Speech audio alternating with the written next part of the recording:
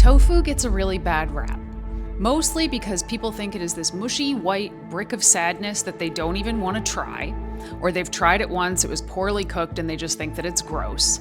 Or, and probably more importantly, a lot of people are afraid of soy because they think it's unhealthy, or it's going to harm their hormones, or turn them into a woman. For real, people still think that in 2026. But it couldn't be further from the truth. So many studies show that when soy is consumed regularly, you have a lower risk of high LDL cholesterol, lower risk of cardiovascular disease, lower risk of certain cancers, and it supports bone health. But if I'm being honest with you, soy is mostly just a bean. It's just a bean. And we don't have this conversation about chickpeas and lentils, which also have isoflavones in them. And we certainly don't have this conversation about flax seeds or sesame seeds, which are also very high in phytoestrogens. But nobody's coming after tahini. So why tofu?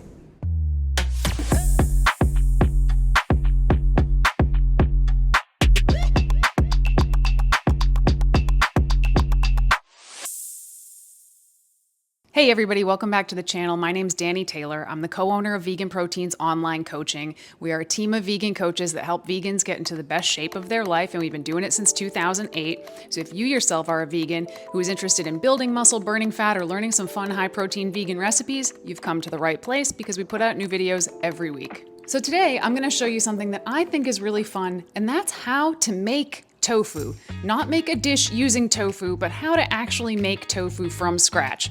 Is this practical? Maybe. I can go to Aldi and get a brick of tofu for $1.99, whereas this is quite a bit of a process, but if you do it regularly enough, it is incredibly cheap. I think that it tastes way better than store-bought tofu, and hopefully just watching this process of how we start with a bean and end up with this white proteiny brick will help demystify the food for you. So let's get into it. So making your own tofu from scratch is a little bit of an unusual recipe, so I wanted to go over some of the stuff that you have to have. First, I'm gonna go over the ingredients. It's really simple. We need soybeans. I got these soybeans, it's from a company called Soyful. They were about $2.50 a pound. I bought a 7-pound bag, so this should last me a while, and these are non-GMO soybeans. And then we need some sort of coagulant. So I'm using calcium sulfate, also called food grade gypsum, but you can also use lemon juice, you can use magnesium chloride, you can use liquid nigari, which I hope I am saying correctly, but I prefer the calcium sulfate because it adds calcium to your tofu. So if we have to use something as a coagulant anyway, let's put some more nutrients in our food. All right, next let's talk about some of the tools that you're going to need. So there's a lot of ways around many of these things, like there's things you could swap out that you probably have around the house.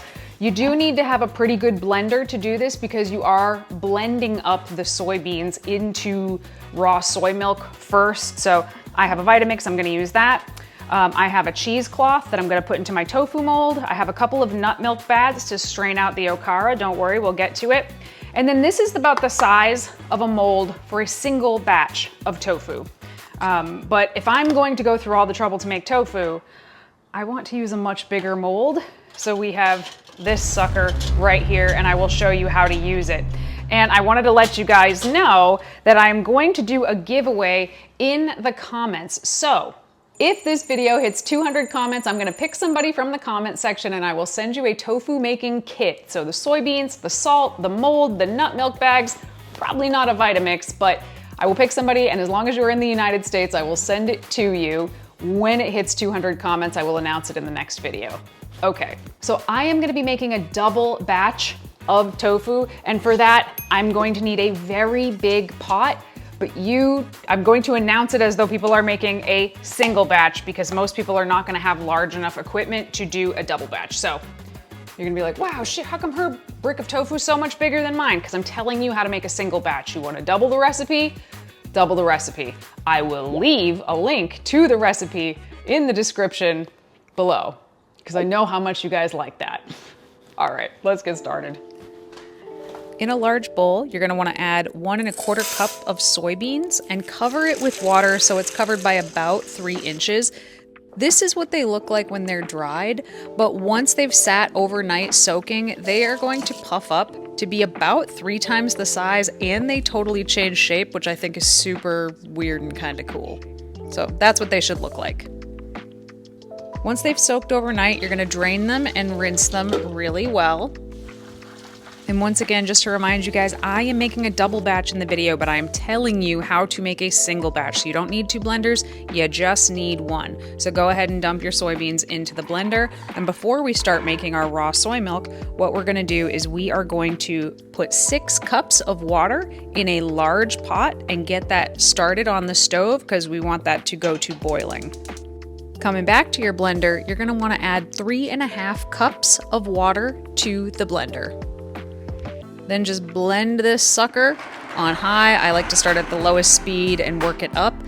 I actually let my blender run for about 45 to 60 seconds to make sure that it is totally smooth. Now this makes it a little bit more frothy on top, but we want it to be as not gritty as possible before we move on to the next step. Once the water on the stove is boiling, we are going to go dump the mixture from the blender into this pot. And then you're gonna wanna take another 1/2 cup or so of water and just swish it around the blender to get some of whatever's left stuck in there out into the pot as well. So you can start to see here why I'm telling you how to just make a single batch, because this is the largest pot that I have and it is really close to the top. So you see all that foam on the top? I'm using a slotted spoon here. You could also use some sort of a fine mesh strainer to scoop the foam off of the top, and we're just gonna get rid of this. And you don't have to get all of it off, but most of it, and more of it's going to appear as it cooks. So you definitely wanna keep an eye on this. And it's not just because of the foam.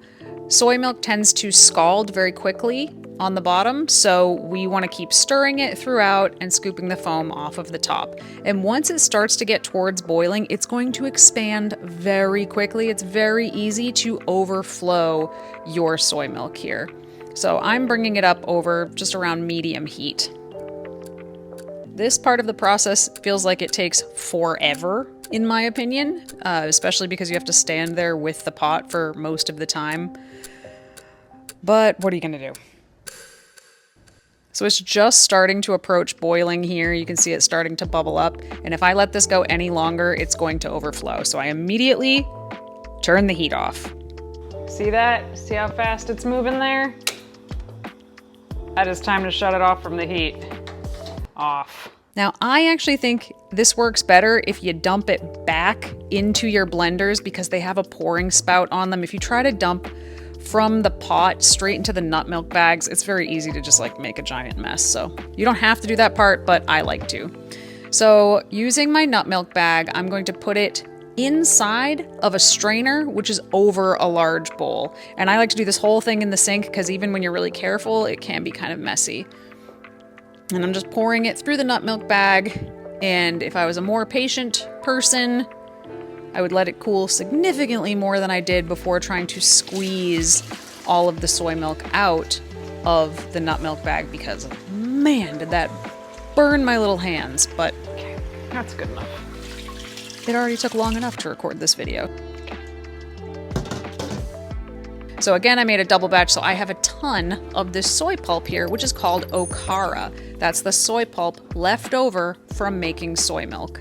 And don't you worry, I have a video coming out either next week or the following week on how to make 𝐃𝐨𝐧'𝐭 out of this 𝐸𝐶𝐻, and they're amazing. Pro tip, when you are squeezing the milk out of the nut milk bag, you don't want to just like grab one spot and squeeze it as hard as possible because you can just break the bag. You want to kind of mush it around and squish on different spots.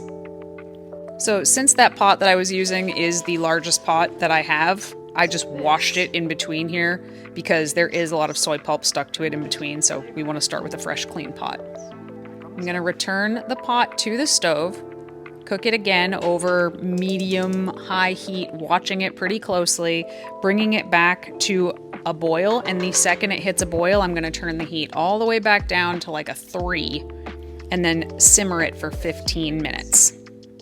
And although you don't have to stand over the pot for the whole 15 minutes this time, I do still think it's a good idea to come back and stir it occasionally so it doesn't scald to the bottom. Okay, 15 minutes has passed. I'm just going to shut the heat off and let it sit on the stove for about 5 minutes. And this is just to get the temperature back down to around 180 degrees. While that's resting, I'm gonna mix our coagulant. So you're gonna use 2 teaspoons of the gypsum, mix it in about a half a cup of water. And it looks like it dissolves, but it actually settles pretty quickly. So you're probably gonna need to keep mixing it as we use it, which I'll show you how to do right now. So 5 minutes has passed. I'm gonna put in about 1/3 of our mixture and give it a few good stirs with my spoon here. Now I'm gonna add the next 1/3 of our mixture, but you can see it settled, so I'm gonna stir it up a little bit first. So I should have 1/3 of the mixture left in that cup. And I'm gonna give it a couple of stirs with the spoon, cover it, and set a timer for 2 minutes. And this is where the magic begins to happen. So when I came back after 2 minutes, as I'm stirring, and I recommend that you stir it nice and gently, you can see that there are the curds starting to form here, but this still looks like it's a far cry from tofu. So I added the final 1/3, and now I'm just going to gently stir this for the next couple of minutes. Now you can really start to see the curds separating from the whey, so to speak, the tofu whey. You'll see it separates from like white curds and then this like yellowy clear liquid. Get some larger curds here. How cool is that? So we are ready to start straining some of the liquid off the top. Now, if you had a mesh sieve that was bigger than mine, you could use that to kind of separate it. But what I have is another pot that kind of fits in this one that's like a steamer basket. Oh, there's a ladybug in there with a death. Look at this. Anybody else have the Japanese lady beetle infestations? Do you see it? It has a death wish. Get out of there. Okay, so I'm just going to very gently kind of let this sink into the pot a little bit. I am not squishing it down. I'm not pressing it. I'm actually still kind of holding it up quite a bit. And then I'm just gonna ladle off a good amount of this liquid. So you can see there's a few little tiny tofu chunks in there, but that's fine. And I'm just spooning this into a bowl, and this is junk. We're gonna pitch this. And you don't have to get this all. It just makes it less messy when you go to pour this into your tofu mold. So now preparing my mold, I've set up the bottom part of the mold, and I'm just taking my cheesecloth and dampening it. So like soaking it and then wringing it out quite a bit. And I'm going to lay that across the whole mold. And again, I like to do this over the sink because it's messy. Now I'm just dumping the contents of that entire pot into the mold. And even with all the water we strained off, there was still a lot that went through that mold. Kind of leveling it a little bit with my wooden spoon. And then I'm gonna fold the cheesecloth over in all different directions. And I'm going to put the top of the mold on it, which this is a really interesting one. It's like a medieval torture device. So I press the metal part down. You can see more liquid coming out. And then there's these sort of like little levers with screws in them. Once you fit them in the little slots, you just turn the screw like a little key until it presses down with as much tension as you want. Now, the more you squish it down and the longer you let it sit, the firmer your tofu is going to be. If you want softer tofu, you don't squish it down so much, and or you don't let it sit for quite as long. Now, I'm just gonna let that sit for at least a half an hour. So this is about a half an hour later. There's a lot of water that came out of it, so I just dumped that out first. And you can let this sit for a lot longer than a half an hour. I was just being very impatient because I was filming, but this still came out awesome and really firm, and I think it's because this tofu mold is so awesome. So this is still warm and still feels a little bit soft in my hands, but you can see how much that came together in a really short time. The next step is you want to, just like you would buy tofu in the store, how it comes submerged in water, we are going to submerge it in water. And this is gonna get some of that gypsum off of it, which has a slightly bitter taste to it. And also, this is how I'm going to store it in the fridge. Putting it in the cold water also helps it firm up even more. And that's it. That's how you would store this in the fridge. Obviously, I would cover it, but I'd store it submerged in cold water, just like any other kind of tofu. Once it's open, it's probably only good in the fridge for about 5 days. But my recommendation is make something with it right away, because there is nothing quite like fresh, homemade tofu. And you are gonna have to use your best judgment in terms of the macros. Like, you've had tofu before, so if it feels like a super firm tofu, that's the macros you would follow. If it feels like a medium tofu, that's the macros you would follow. But this is identical, but better to the stuff that you would get in the store. And there you have it, guys. That is how you make your own homemade tofu. I was very excited to share that with you. Don't forget, if you'd like to see me make those 𝐿 𝐶h𝐧'its, let me know and I will do that for the next video. If you're interested in learning how to build muscle or burn fat as a vegan, that is what we do at VeganProteins. That's what we've been doing since 2008. Go ahead and fill out an assessment down below and you will hear back from one of us within a business day. We would love to be a part of your fitness journey.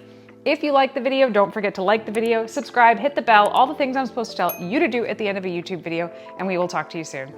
Bye. And we don't have these same arguments about chickpeas and lentils. Oh, Xander. Which also have isoflavones in them. Okay, Xander, come on. You gotta scoot, buddy. You gotta scoot. Yeah, I know. Oh, you're gonna knock over my setup. Oy, this cat.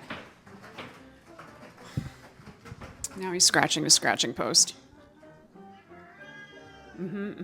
Great. Okay.